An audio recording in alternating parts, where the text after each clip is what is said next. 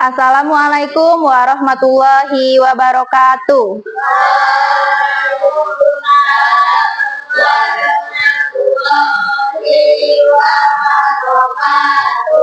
Baik anak-anak, sebelum kita memulai kegiatan pembelajaran pada hari ini, alangkah lebih baiknya kita berdoa dulu. Untuk Rama bisa dipimpin doanya? Berdoa mulai.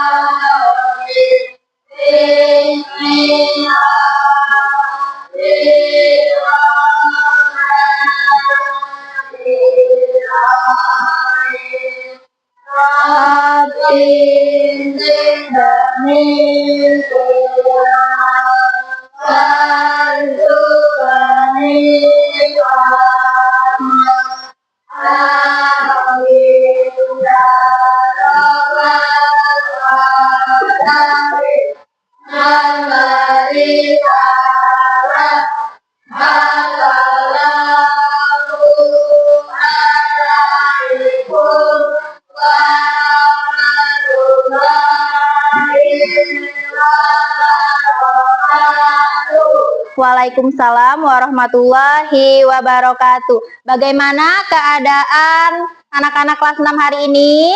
Baik. Apakah ada temannya yang nggak masuk? Ada. Siapa?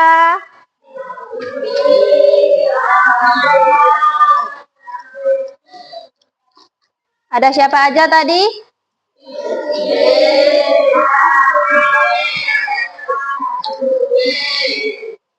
Ada Isti, Amel, dan Anjumi.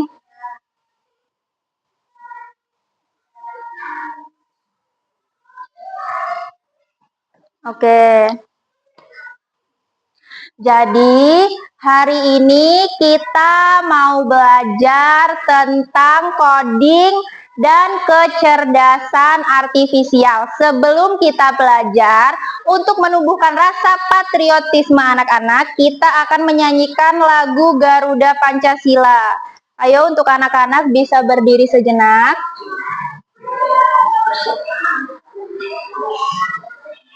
Kita mulai ya.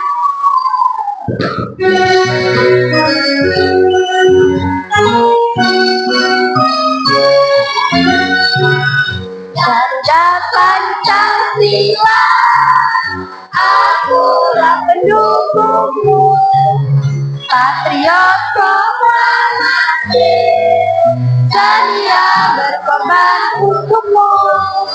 Pancasila dasar negara, saya dimampukan apa? Kita bersatu.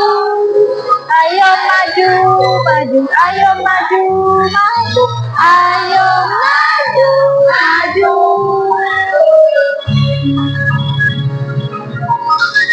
Garuda Pancasila, akulah pendukungmu, patriot proklamasi, sedia berkorban untukmu. Pancasila dasar negara, daerah 50 Nusantara,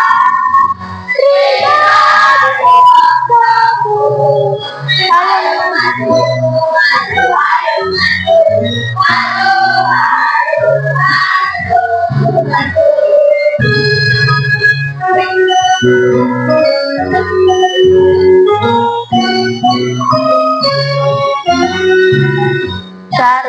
Pancasila, aku pendukungmu, patriot proklamasi, sedia berkorban untukmu.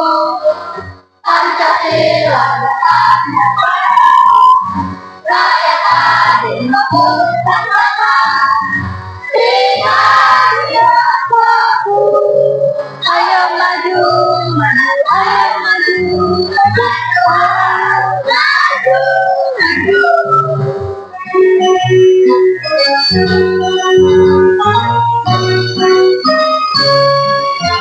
Oke, bisa duduk kembali.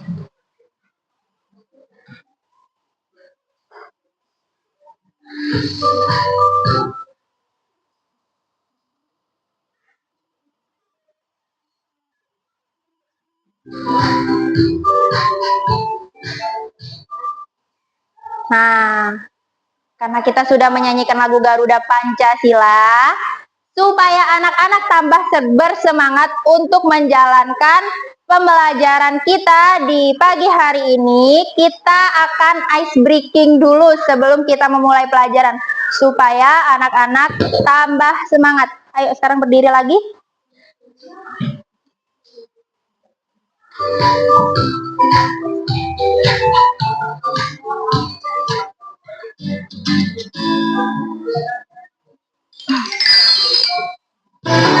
Ayo.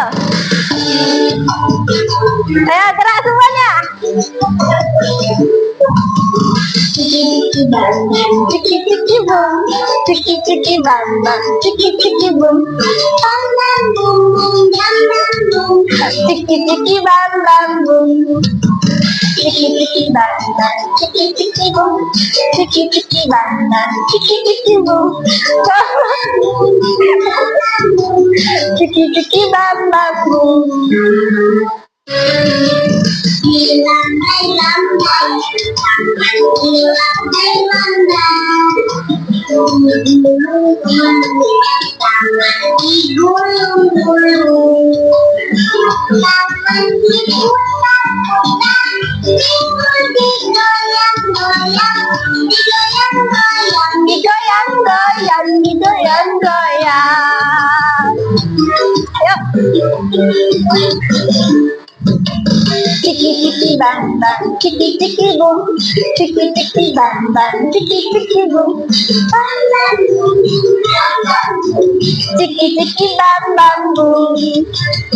Saya anak yang cerdas, saya anak yang kuat, saya cerdas dan pintar, beranak mulia.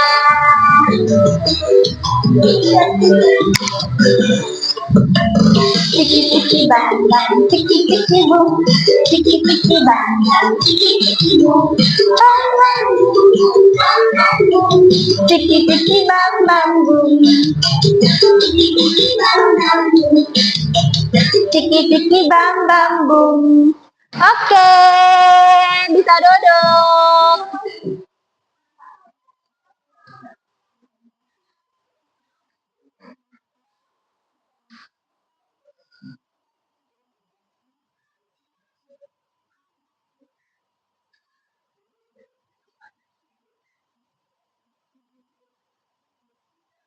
Kat yuk.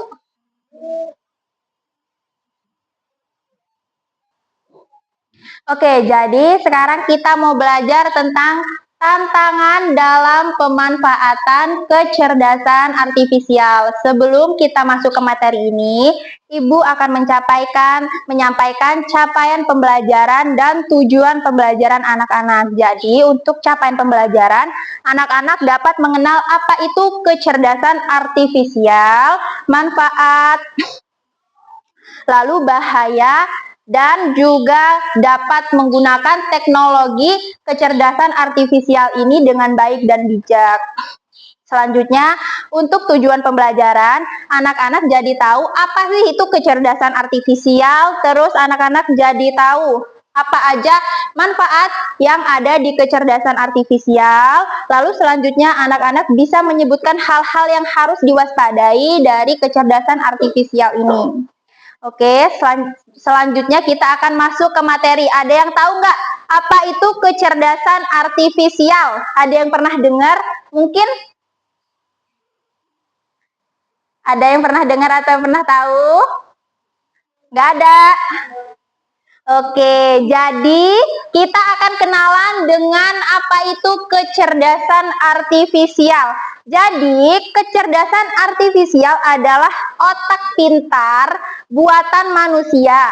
Dia bisa berpikir, melakukan pekerjaan seperti manusia.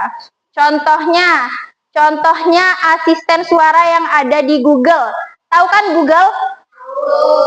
Ada asisten suaranya. Oke Google, carikan saya resep makanan. Nah, itu adalah salah satu contoh aplikasi yang ada di kecerdasan artifisial. Terus selanjutnya ada YouTube. Untuk kita mencari rekomendasi di pencaharian di YouTube, kita bisa menggunakan YouTube. Oke, untuk selanjutnya ada robot. Ada yang tahu vacuum cleaner? Ada yang pernah dengar vacuum cleaner? Apa sih vacuum cleaner itu? Ada yang tahu nggak? Hah? Iya, bener banget. Pembersih lantai yang bentuknya bulat, habis itu bisa muter jalan-jalan di lantai. Tahu? Tahu. Ya. Oke, selanjutnya.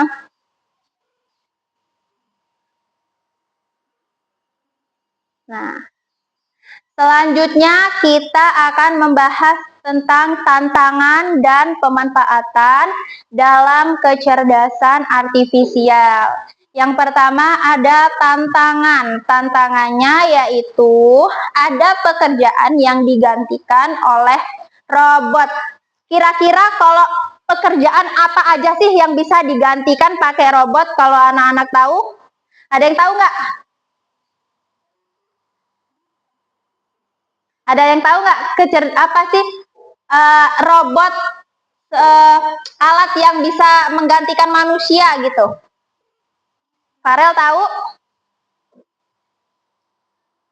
Di sini yang pertama, pekerjaan manufaktur dan perakitan. Contohnya, bekerja di jalur perakitan mobil, merakit komponen elektronik, pengelasan, dan pengepakan. Untuk lebih jelasnya, di sini Ibu akan menunjukkan contohnya. Cita-citaku selalu semangat menyelesaikan game yang mana tantangannya. Teman-teman masih ingat kan sama robot-robot canggih yang merakit mobil tadi? Ternyata nih, robot-robot industri tingkat ini juga dirakit oleh robot loh. Robot ini masing-masing bisa mengangkat beban sampai 25 kg. Jadi kalau bebannya lebih dari itu, otomatis bakal diangkat barengan.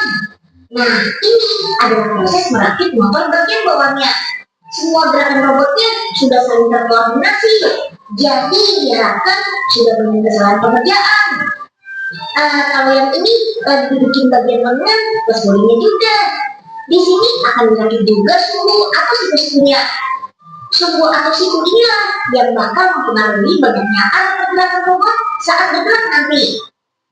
Karena semuanya sudah dikerjakan oleh robot, di sini manusia bertugas sebagai operator di tahapan mekanik. Kalau semua komponen sudah selesai dipasang, tinggal dikasih kabel deh. Nah, tahap terakhirnya robot mulai dites lagi. Caranya dicek dan dites seperti ini. Harus dipastikan kalau semua komponennya berjalan dengan baik. Oke, sih. Robot-robot yang sudah lolos kemudian akan dipasarkan dan didistribusikan ke beberapa industri. Teman-teman, meski bisa bekerja lebih cepat dan menghemat tenaga kerja, robot industri kayak gini harganya sama sekali nggak murah, jumlahnya pun terbatas. Yang pasti sih membutuhkan operator yang menguasai ilmu robotik. Makanya tadinya teknologi robot belum terlalu mirip. Tapi nih pandemi virus corona ternyata mengubah semuanya. Anjuran social distancing membuat industri besar dan kecil. Oke.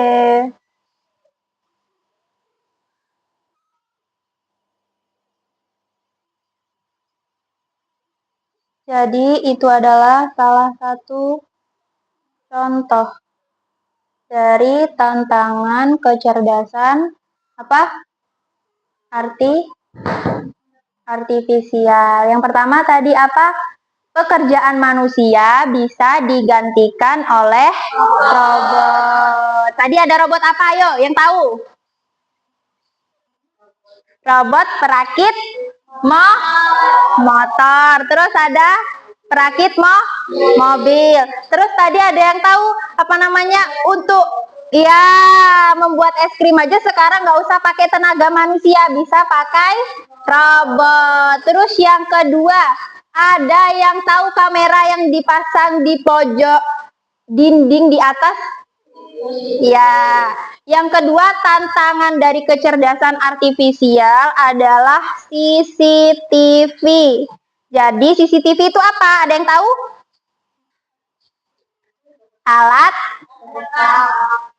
Alat perekam dan juga keamanan. Nah, sekarang kita masuk ke sini.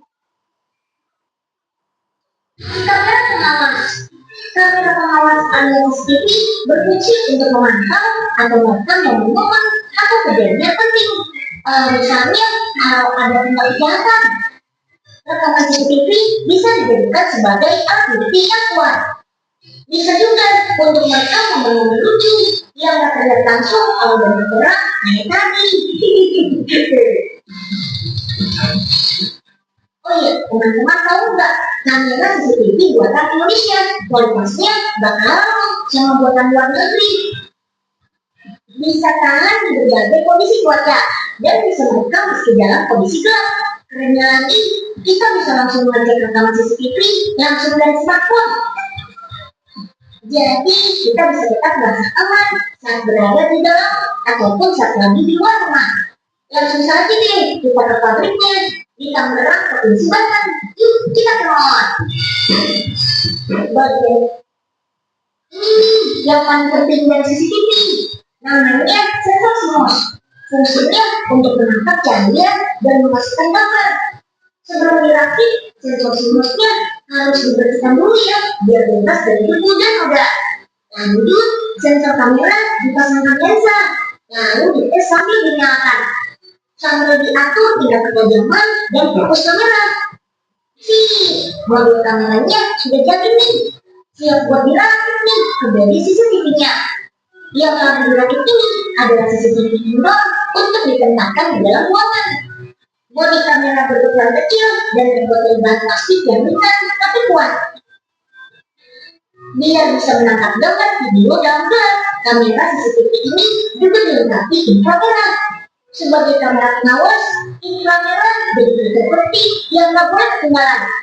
Modul inframerah berbentuk bulat ini dipasang mengelilingi modul kamera yang ada di bagian tengah. Kita butuh kencangkan saja ada bagian depannya.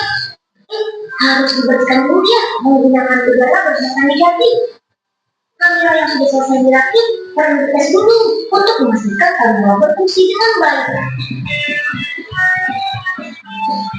Pertama, ada pengetesan ruang gelap.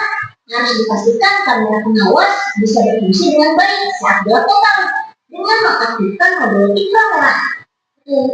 Kamera bisa menangkap tampilan gambar dengan jelas saat gelap gulita. Tapi hasil gambarnya jadi berubah hitam putih. Gak masalah kok. Sebagai kamera pengawas yang paling penting tuh ketajaman dan kebiasaan objek kamera. Lanjut, ada kunci ketahanan. Ya, seluruh kamera bakal digunakan dan didiamkan di ruangan gelap. Kondisi ini bisa bikin suhu kamera naik sekitar 40 derajat Celcius. Simulasi pengujian ketahanan ini dilakukan selama 4 dan 8 jam di ruangan bersuhu 30 derajat Celcius. Nah, satu lagi nih, ada pengujian khusus buat jenis kamera luar ruang alias outdoor. yang punya sertifikasi tahan air dan tahan terhadap jenis perubahan cuaca.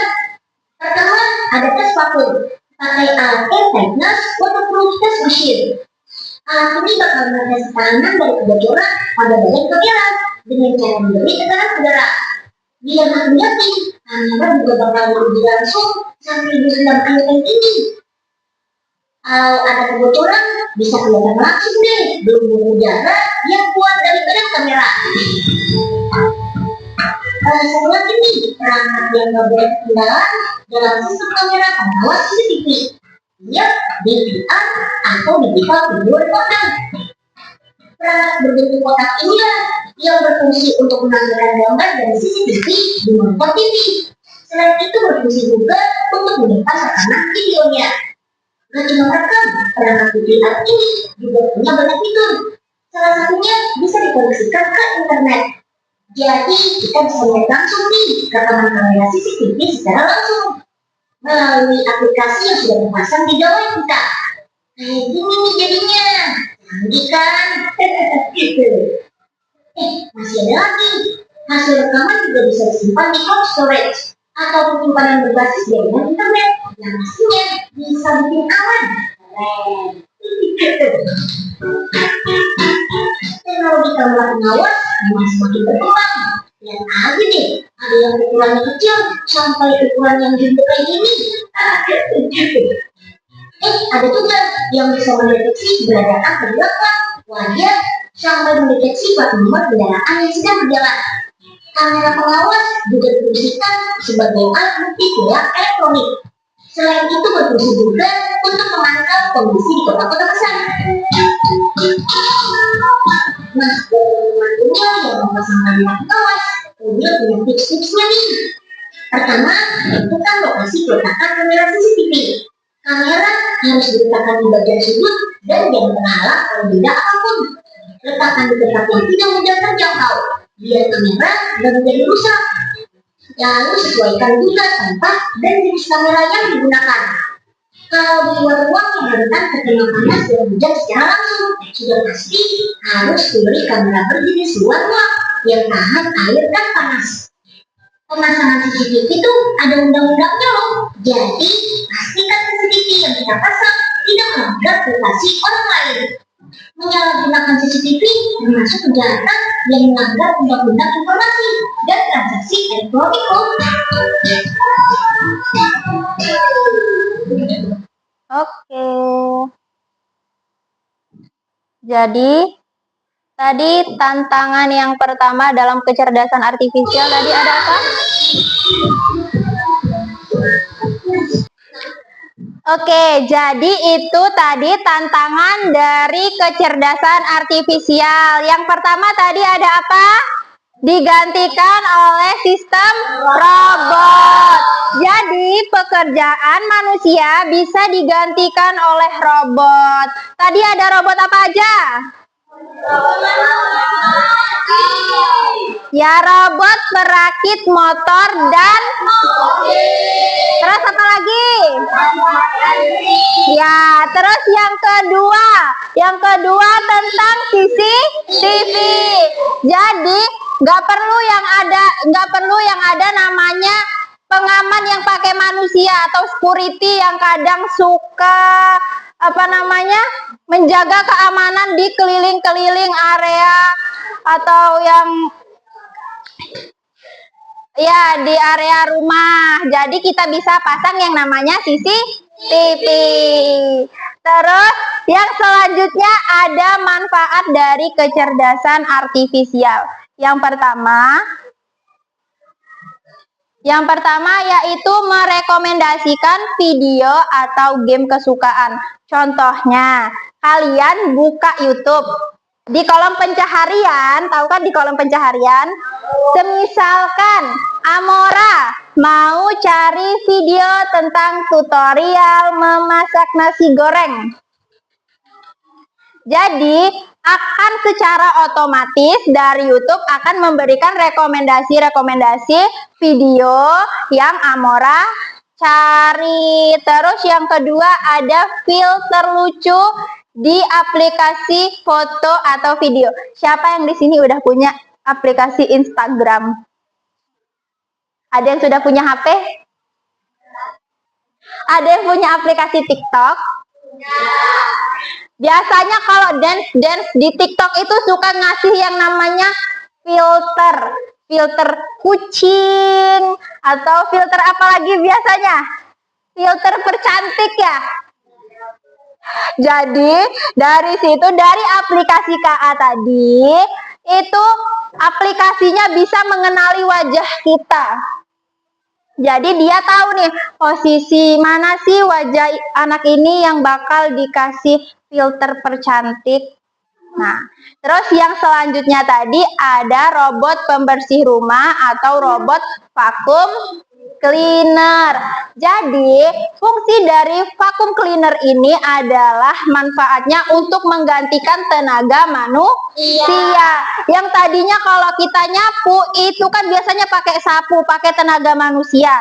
Sekarang digantikan pakai robot. Jadi kita tinggal klik di pengaturan, kita mau suruh robotnya untuk bersihin di area-area yang sulit dijangkau oleh manusia, itu nanti dari vacuum cleaner itu sendiri akan membersihkannya secara otomatis. Jadi itu adalah tantangan dan pemanfaatan dari kecerdasan artifisial.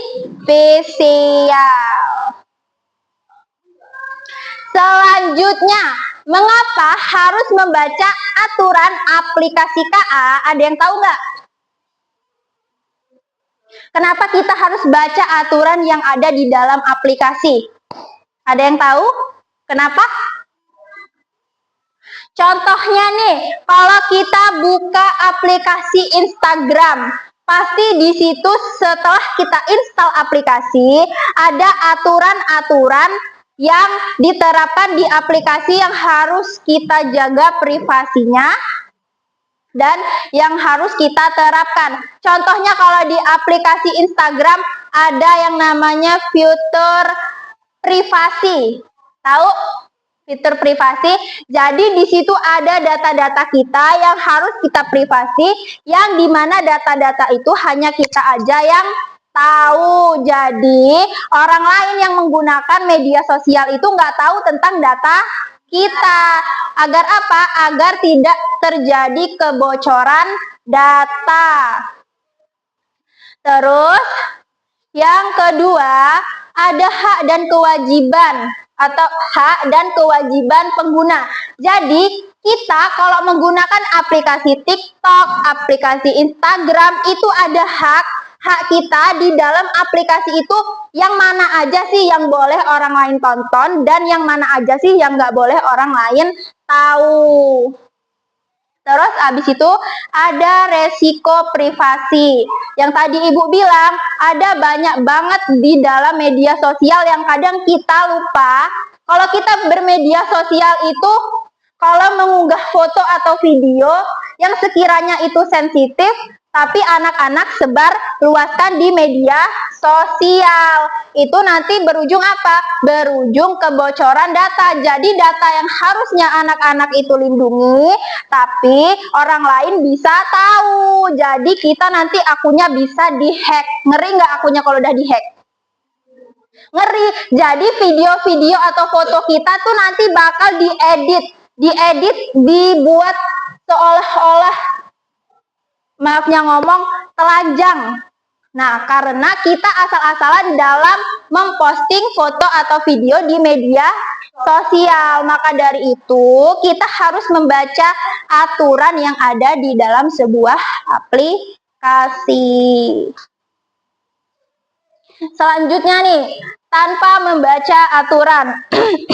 Kalau kita nggak membaca aturan yang ada di aplikasi tersebut, misalkan kita install Instagram dan TikTok, kita langsung aja buat video, buat foto, langsung kita posting.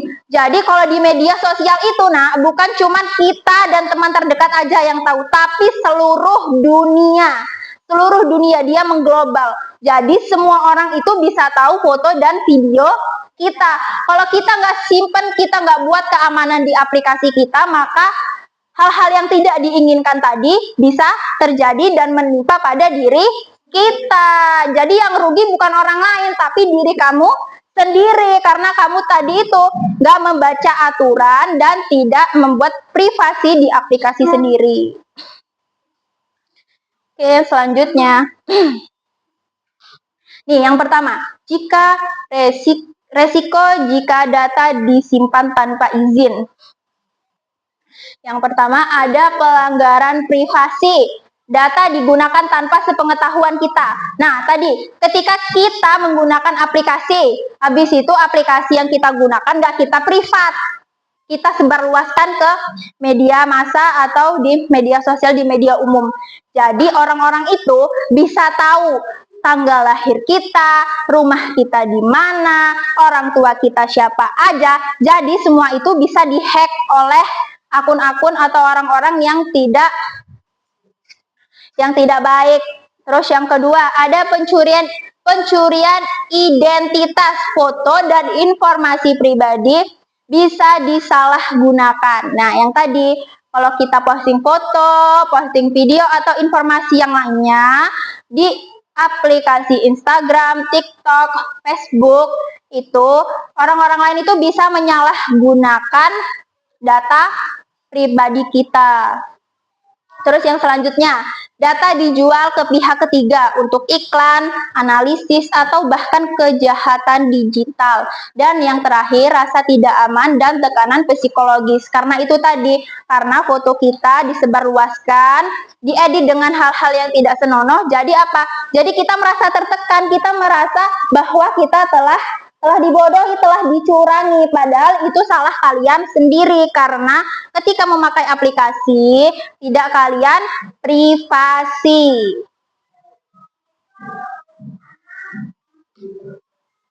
Terus yang terakhir, apa ini? Cara aman menggunakan aplikasi KA. Yang pertama, baca kebijakan privasi dan syarat layanan. Kalau kalian buka aplikasi TikTok atau aplikasi CapCut dan Instagram, pasti ada kan di menu pengaturan itu kebijakan privasi dan syarat layanan. Jadi kebijakan privasi ini apa aja yang boleh orang lain tahu tentang biodata kita, dan syarat layanan apa aja sih kalau kita mau menggunakan aplikasi itu, kita harus masukin data kita apa. Contohnya kayak mau install Instagram, itu kita harus masukin yang namanya email, ya kan? Habis itu password agar apa? Agar Instagram bisa dibuka. Terus selanjutnya, batasi izin akses kamera, galeri, dan lokasi. Karena itu tadi, kalau dalam kita memposting sesuatu tidak kita batasi, takutnya akan terjadi hal-hal yang tidak diinginkan. Hindari unggah data sensitif. Kira-kira ada yang tahu nggak unggahan data sensitif itu yang kayak gimana? Contohnya, biasanya anak-anak ini suka yang namanya screenshot nomor WA sendiri. Habis itu diposting di media sosial. Kalau nggak di Facebook, di Instagram. Habis itu captionnya save. Ada yang pernah kayak gitu? Nah, jadi kita nggak boleh asal-asalan dalam mengunggah di media sosial. Karena itu sifatnya terlalu sensitif. Takutnya terjadi hal-hal yang tidak diinginkan. Misalkan kalian posting nomor telepon kalian, terus tiba-tiba ada yang telepon, nomor tak dikenal. Ternyata itu nanti nomornya akan ngehack akun kalian. Terus misalkan diminta uang senilai 1 miliar karena sudah mencelakai orang lain, padahal kalian sendiri nggak tahu apa sih kejadian yang sebenarnya tuh. Karena itu tadi, karena kalian asal-asalan dalam mengunggah data diri yang sensitif sifatnya.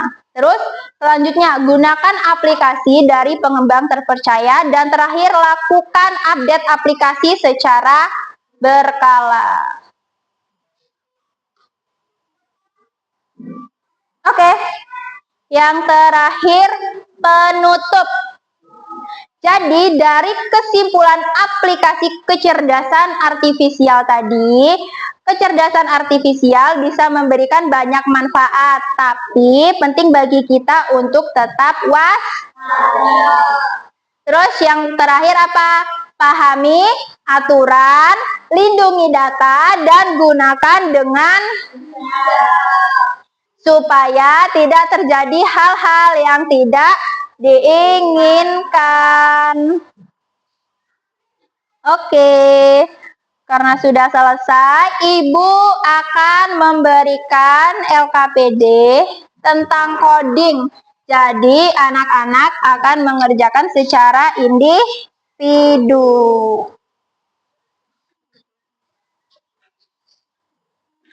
Jangan lupa ditulis nama dan kelasnya ya.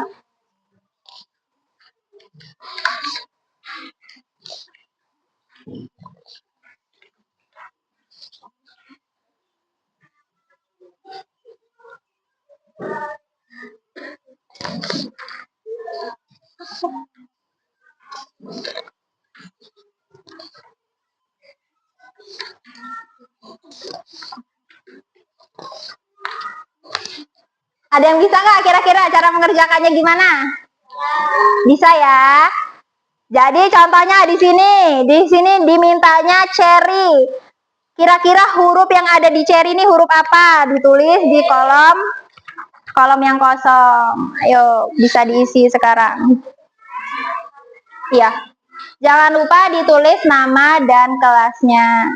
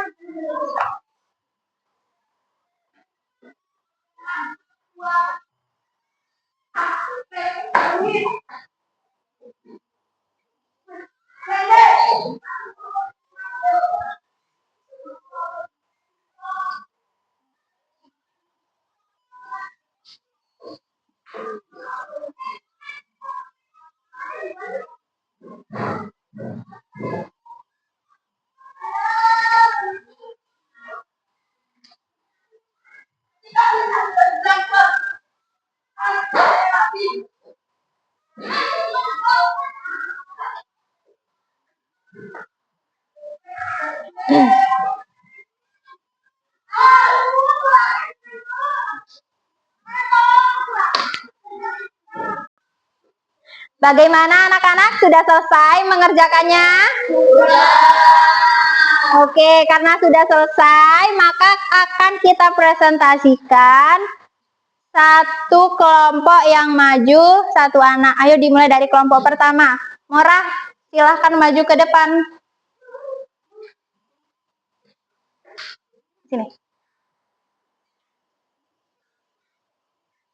Salam. Assalamualaikum warahmatullahi wabarakatuh. Waalaikumsalam warahmatullahi wabarakatuh. Jadi di sini saya akan mempresentasikan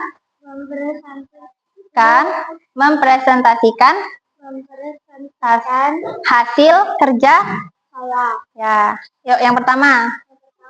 Cherry, B, pisang, A, pir, M, cherry, B, dan kacang, O. Jadi dibaca bambu. Oke, beri aplaus dulu dong. Oke, boleh duduk. Oke, selanjutnya kelompok kedua. Ayo Rima maju. Di sini. Assalamualaikum warahmatullahi wabarakatuh. Waalaikumsalam warahmatullahi wabarakatuh. Perkenalkan, nama. Nama saya Nima.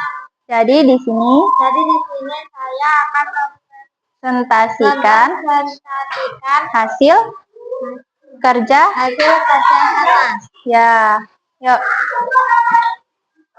Apel, Apel kas, kacang, kacang U, lagu R, sa. sawi S, anggur I, Jadi dibaca.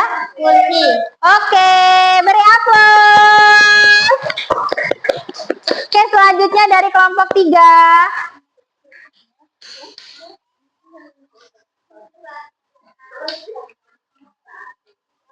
Yuk. Assalamualaikum warahmatullahi wabarakatuh. Kiwi. Jadi di sini saya akan mempresentasikan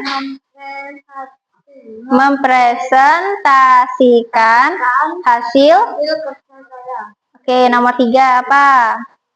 Kiwi, P, anggur I, apel N, paprika, paprika T, kacang U. Jadi dibaca. Pintu. Oke, beri aplaus.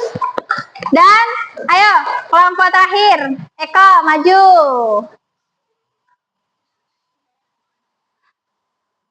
Assalamualaikum warahmatullahi wabarakatuh.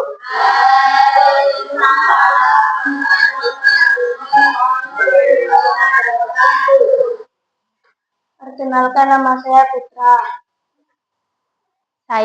Saya akan menjelaskan tentang tentang hasil kerja saya. Kiwi P, kacang U, stroberi L, pisang A, kacang O. Jadi dibaca pulau. Oke, beri tepuk aplaus dulu. Selamat duduk. Oke, karena setiap kelompok sudah mempresentasikan dengan baik dan benar, maka kita tepuk wow keren dulu. Bisa? Bisa. Oke, kita mulai ya. 1, 2, 3. Tepuk wow keren. Beri dia W, beri dia O, beri dia W. Wow, keren. Wow, wow, keren. Wow, keren. Wow, wow, keren. Keren loh. Oke, untuk LKPD-nya bisa dikumpulkan di meja ibu. Enggak dong, terus ini.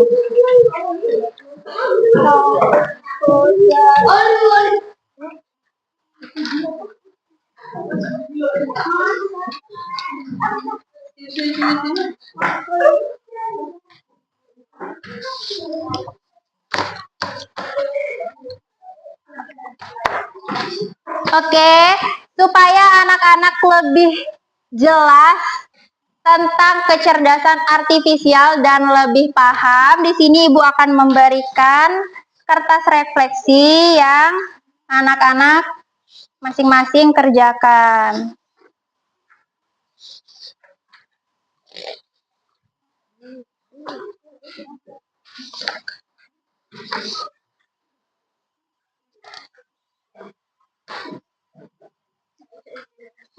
Ya dong.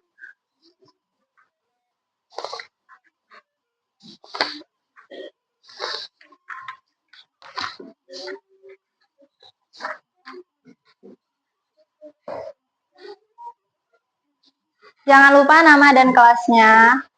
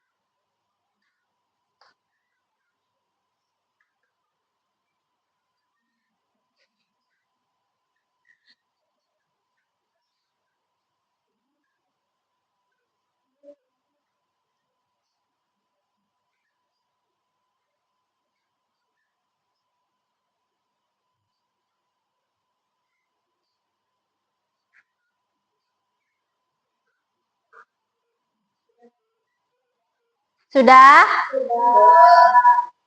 Sudah selesai? Oke, bisa dikumpul.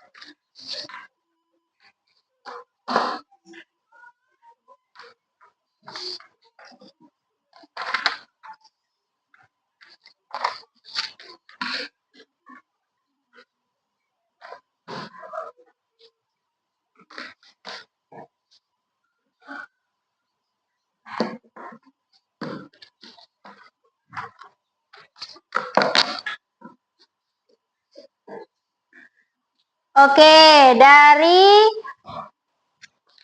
kesimpulan yang sudah Ibu berikan dari kecerdasan artifisial tadi, ada yang tahu apa itu kecerdasan artifisial? Ayo, apa?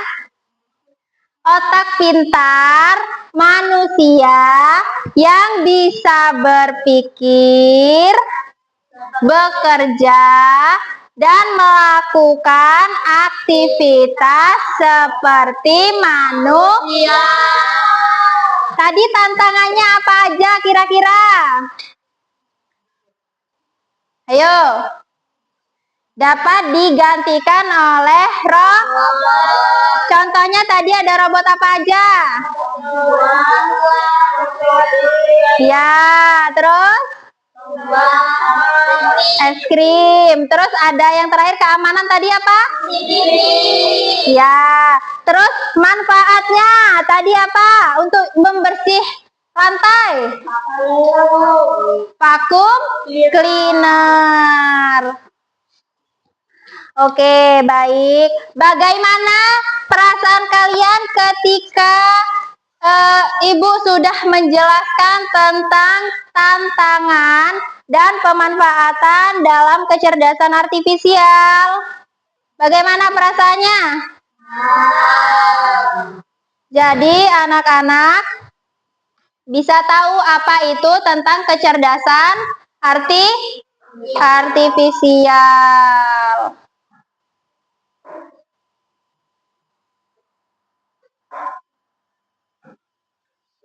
Oke, karena pembelajaran pada hari ini sudah selesai, jadi anak-anak bisa bersiap-siap.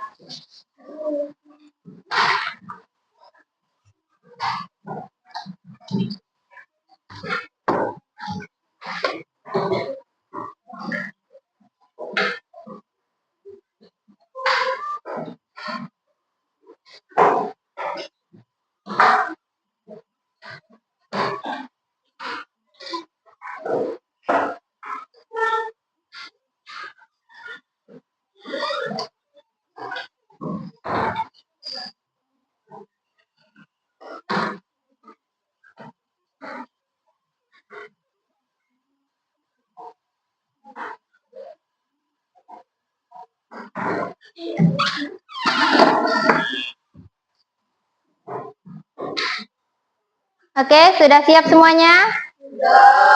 Untuk Rama bisa dipimpin doa untuk pulang.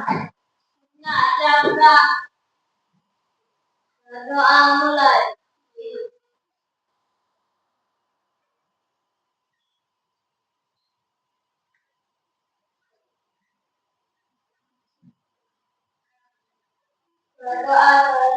Memberi salam.